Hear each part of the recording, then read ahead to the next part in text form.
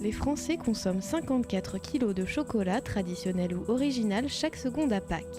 Le musée Chocostory révèle les secrets du chocolat et ses 4000 ans d'histoire. Le chocolat, il nous vient d'Amérique du Sud. Ce sont les Aztèques et les Mayas qui nous l'ont transmise. Ils ont consommé cette boisson pendant de nombreuses années.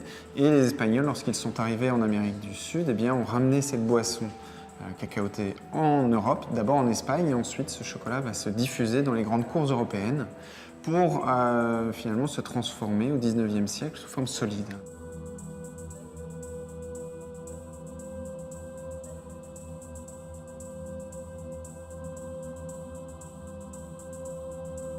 C'est vrai qu'il y a beaucoup de sculptures, ça a commencé plus par la sculpture, donc comme la pierre ou la glaise, on travaille le chocolat de la même façon.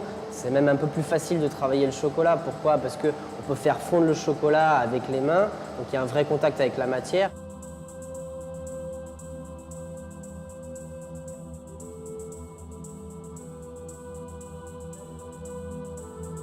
Alors le chocolat est un produit noble en fait, qui a vu arriver également de grands chocolatiers. On parle souvent de maîtres chocolatiers ou de meilleurs ouvriers de France en chocolaterie. Eh bien, dans le cadre de leur travail, ce sont généralement aussi des artistes. Et à ce titre, ils vont nous faire rêver, ils vont faire des sculptures, ils vont faire des réalisations qu'on peut retrouver dans divers salons, on peut en retrouver également au musée. Bref, c'est un outil pour eux aussi pour montrer leur habileté à travailler la matière chocolat, qui n'est pas évidente en réalité à contrôler, à maîtriser. Et donc, effectivement, le côté artistique, le talent de ces chocolatiers va se révéler sous diverses formes, notamment les sculptures ou les robes ou d'autres choses, bien entendu. Direction Rueil-Malmaison, dans l'atelier de Gilles Cresneau. Ici, chocolat traditionnel et création originale cohabitent. Mais comment les artisans chocolatiers trouvent-ils un juste milieu entre tradition et innovation? Il y a une grosse demande pour des produits originaux qu'on essaie de créer. Après, il ne faut pas oublier les grands classiques qui sont les fondamentaux, une ganache nature, un praliné classique, noisettes, amandes, etc. C'est à nous de faire preuve un petit peu d'imagination, d'essayer d'imaginer déjà les associations qui pourraient être un mariage heureux avec le chocolat. Donc on avait déjà par exemple pour le Morito, qui est une création assez complexe. On peut faire preuve de qualité artistique dans la recherche, dans la création de pièces un petit peu originales quand c'est des sujets. Mais je m'appuie toujours sur des techniques, sur des savoir-faire. Et donc à ce titre, on pourrait considérer ça comme de l'art.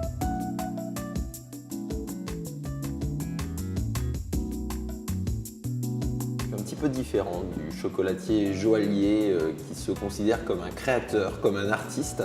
Moi, je me considère plus comme un artisan. Dans cet atelier boutique de Paris-Montorgueil, le chocolat est une vraie œuvre d'art. Bonbons, coffrets et bouquets de chocolat sont confectionnés devant les clients. Alors là, c'est du chocolat au lait à la noisette.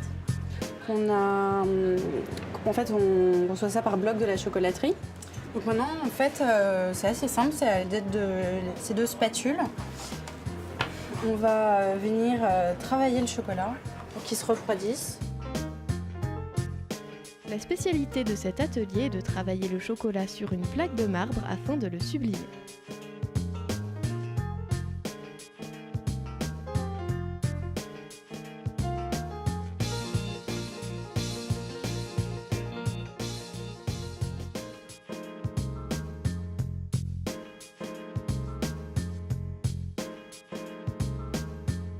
On reçoit le chocolat par bloc.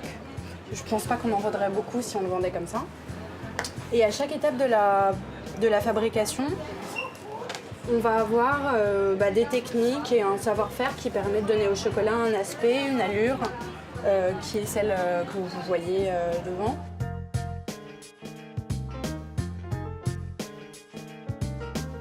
Puis dans tout système, je pense, de vente, on a une grande attention portée à l'aspect des choses, au marketing, à plein de choses. C'est aussi ce qui fait un peu l'image de la maison, de l'atelier du chocolat de Bayonne et plein de choses.